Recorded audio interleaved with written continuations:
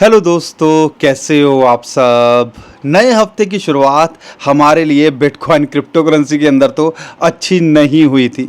Bitcoin और crypto currency market के अंदर एक अलग ही प्रेशर देखने को मिल रहा है, लेकिन बिटकॉइन यहाँ पर फिर भी मेंटेन करने की कोशिश कर रहा है एक इम्पॉर्टेंट सपोर्ट जो है, और जो सपोर्ट टेक्निकली पिछले कुछ हफ्तों से यहाँ मेंटेन करने की कोशिश कर रहा है।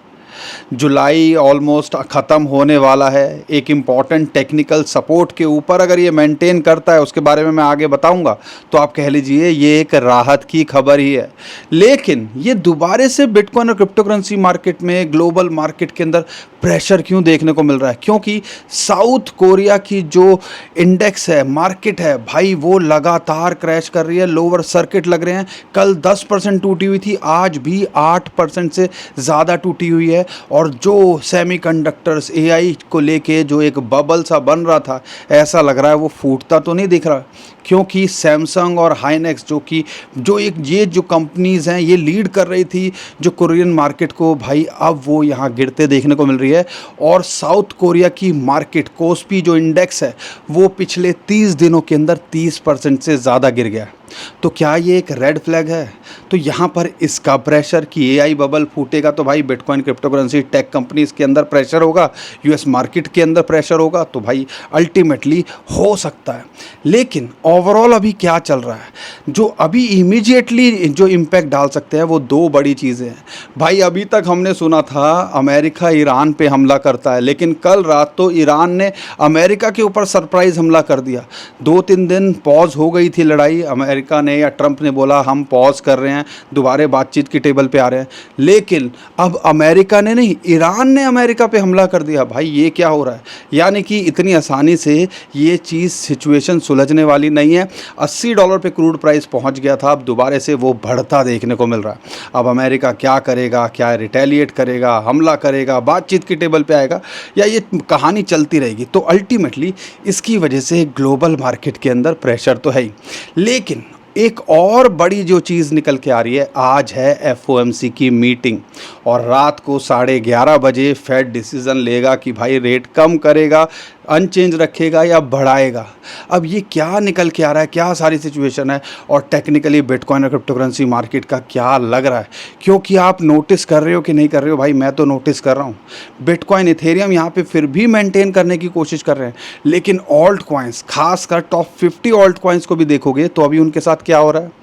ज़्यादातर ऑल्ट कॉइन्स अपने लोअर लो बना रहे हैं। यानी कि बिटकॉइन इथेरियम फिर भी मेंटेन करने की कोशिश कर रहे हैं, थोड़ा स्ट्रॉन्ग दिख रहे हैं, होल्ड कर रहे हैं, लेकिन ये ऑल्ट कॉइन्स के अंदर गिरावट देखना कुछ ना कुछ तो भाई ऑल्ट कॉइन्स को लेके कंसर्निंग है। थोड़ा सा और समझने की कोशिश करेंगे, बात आपको समझाने की कोशिश करूँगा। बहुत कुछ है दोस्तों बताने समझाने के लिए। यहाँ पर बिटकॉइन के ETF क्या कर रहे हैं, ये सब कुछ जो है मैं लगातार बता रहा हूँ। हिस्टोरिकली डाटा क्या कहता है भाई, जुलाई अगर ख़त्म हो रहा है तो हमारी राह आसान नहीं हो रही है, हमारे को और टेंशन हो सकती है। वो क्यों, सब बताने समझाने की कोशिश करूँगा। चैनल पे पहली बार आया तो चैनल को सब्सक्राइब कर लो, वीडियो को लाइक और शेयर तो कर दिया करो भाई, इतना तो आपसे हम उम्मीद कर ही सकते हैं। क्योंकि हालात कैसे भी हैं, शॉर्ट्स के माध्यम से कैसे भी हम आप तक पहुंचने की कोशिश कर रहे हैं, और वीडियो आनी बंद नहीं हुई है। जहां पे आप देख सकते हो भैया, लोगों ने यहां पे कंटेंट बनाना बंद कर दिया है, तो भाई हम तो आपके साथ लगे हुए हैं, तो भाई एक लाइक तो डिज़र्व करते ही हैं। और अगर हमें फॉलो नहीं किया है, ऐसी वीडियोस हम बनाते रहते हैं, तो हमें फॉलो कर लीजिएगा।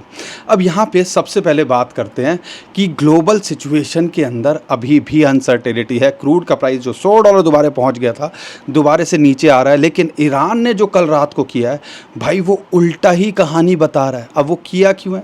यहाँ पे जब पॉज किया था अमेरिका ने ईरान के ऊपर, हम लड़ाई जो है स्ट्राइक नहीं करेंगे, ईरान ने बोला हम स्ट्राइक नहीं करेंगे, तो ये दोबारा से हमला क्यों? क्योंकि जो रिपोर्ट्स निकल के आ रही हैं, कई रिपोर्ट्स के अंदर ये चर्चा हो रही है कि भाई अमेरिका ने इसलिए पॉज किया है कि उनके एम्यूनेशंस जो मिसाइलें हैं वो ख़त्म होने लगी हैं। अब यहाँ पे ख़त्म हो रही हैं, तो क्या ईरान उसका एडवांटेज उठाना चाहता है, या यहाँ पर स्ट्रेट ऑफ हॉर्मुज़ को लेके जो अपनी डोमिनेंस दिखा रहा है और मिडल ईस्ट के अंदर बता रहा है कि भाई हमसे बढ़कर कोई नहीं है, तो क्या ये चीज़, ये मैसेज देना चाह रहा है?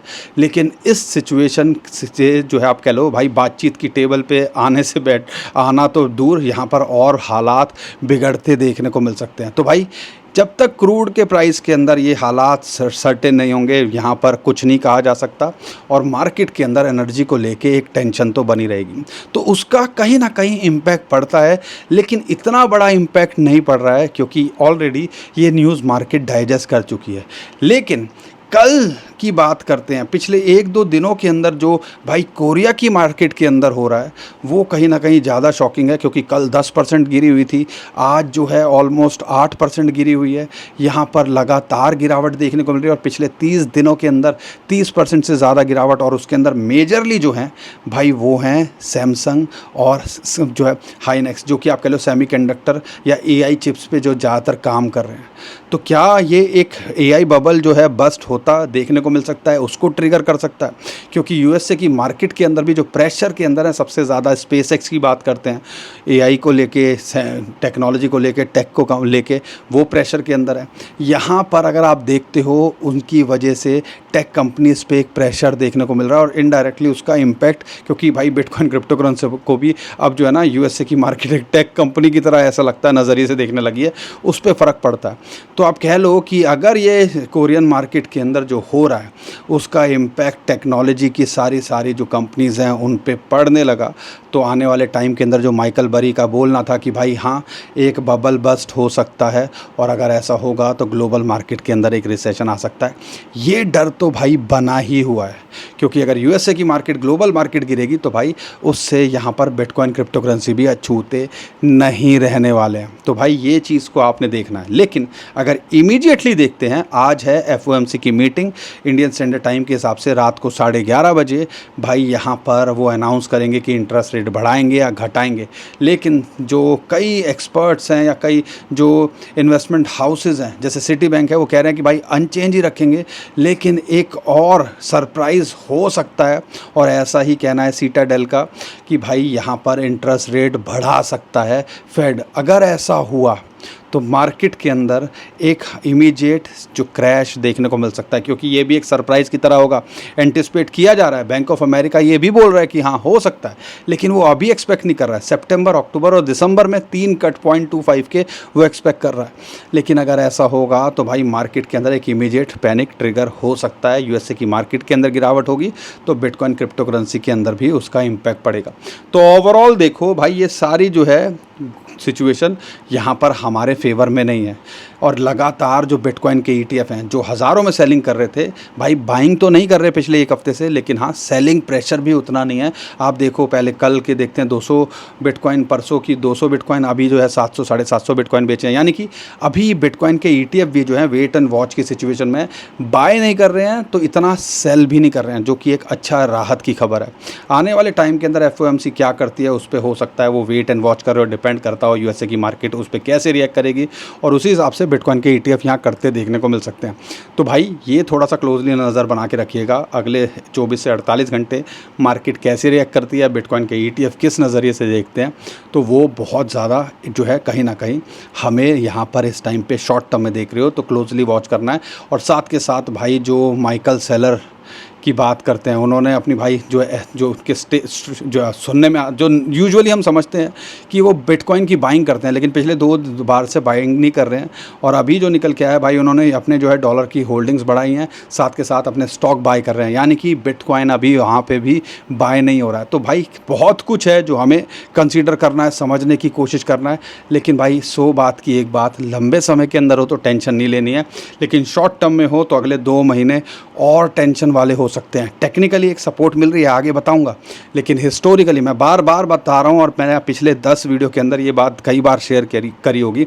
जुलाई के अंदर बिटकॉइन अच्छा करता है, ऑलमोस्ट 8-10% की ग्रोथ ऑलरेडी दिखा दी है, लेकिन क्या ये सर्वाइव कर पाएगी? उसके पीछे टेक्निकली एक इम्पॉर्टेंट सपोर्ट को हमने नज़र बना के रखनी है, वो है 50 मंथ मूविंग एवरेज की, जो कि 59,000 है, और 200 वीक मूविंग एवरेज जो कि ऑलमोस्ट आता है $60 to $500। अगर यहाँ मेंटेन करता है, मंथली कैंडल भी इसके ऊपर क्लोज होती है, तो एक बड़ी अच्छी बात है, एक स्ट्रॉन्ग सपोर्ट यहाँ मिल रही है, और इससे हमें कहीं ना कहीं थोड़ी सी राहत मिल सकती है कि भाई हाँ शायद बिटकॉइन बॉटम यहाँ हो चुका है। लेकिन अगर हिस्टोरिकली डाटा को देखता हूँ तो भाई मेरी टेंशन बढ़ जाती है। मेरी टेंशन क्यों बढ़ रही है, थोड़ा सा समझने की कोशिश करना, क्योंकि जुलाई जितना अच्छा होता है 8% का रिटर्न, जैसे मैंने आपको बताया ऑलरेडी यहाँ पर हमें 8% की ग्रोथ दिखा चुका है। लेकिन अगस्त और सितंबर जितना अच्छा जुलाई होता है, 4 बार पॉजिटिव रिटर्न जो है नेगेटिव रिटर्न रहा है, बाकी हर साल जो है जुलाई के मंथ के अंदर बिटकॉइन ने अच्छा किया है। ऐसा ही उल्टा हो जाता है अगस्त के अंदर, 4 बार ही पॉजिटिव जो है किया है, अच्छा रिटर्न दिया है, नहीं तो भैया हमेशा नेगेटिव रिटर्न देता है। और ऐसा ही सितंबर में 5 बार 13 साल के अंदर से पॉजिटिव रिटर्न दिया है, नहीं तो हमेशा नेगेटिव ही रहता है।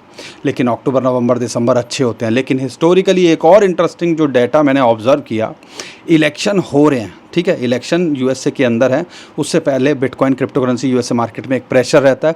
लेकिन साथ के साथ एक और जो बात समझने की है, बिटकॉइन की हाफिंग हुई थी 2016 में, 2017 में बिटकॉइन ने ऑल टाइम हाई बनाया, 2018 में बिटकॉइन ने अपना बॉटम बनाया। और उस बॉटम के यानी कि जिस साल में आज हम हैं उसमें अगस्त और सितंबर नेगेटिव थे।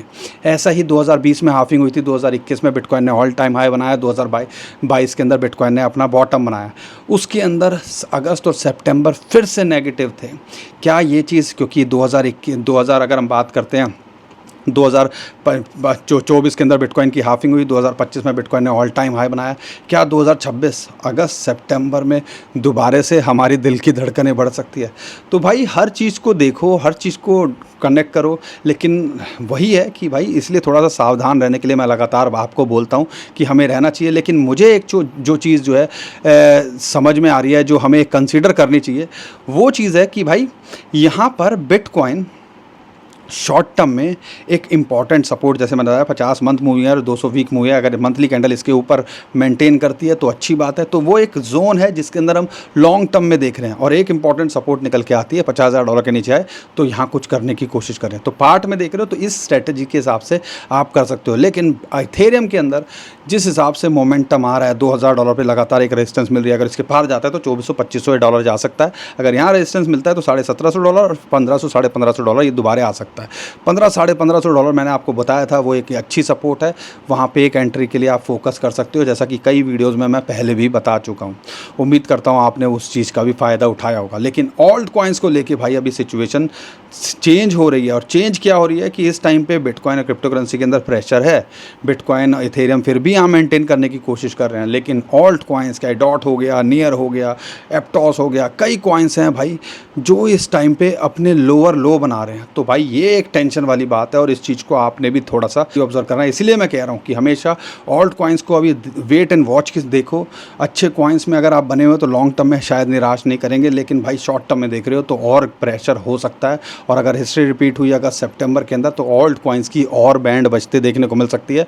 तो भाई जब सब कुछ खत्म हो जाए तब यहाँ कुछ करने की कोशिश करना। और साथ के साथ हमेशा बोलता हूँ, इसीलिए मैं बोलता हूँ ऑल्ट कॉइन्स को लेके, भाई यहाँ पर आपको अपना पोर्टफोलियो मैनेज करना, रिस्क को कवर करना आना चाहिए। 5-10% ज़्यादा एक्सपोजर क्रिप्टो में नहीं होना चाहिए, और उसमें भी 50% बिटकॉइन, 25% इथेरियम, बाकी 25% ऑल्ट कॉइन्स में देखो, ताकि भाई ऐसी सिचुएशन जब आए जब बिटकॉइन और इथेरियम रेजिस्टेंस दिखा रहे हैं लेकिन ऑल्ट कॉइन्स के अंदर गिरावट देखने को मिल रही है, तो भाई आपके पोर्टफोलियो को लेके आप सर्वाइव कर सकें।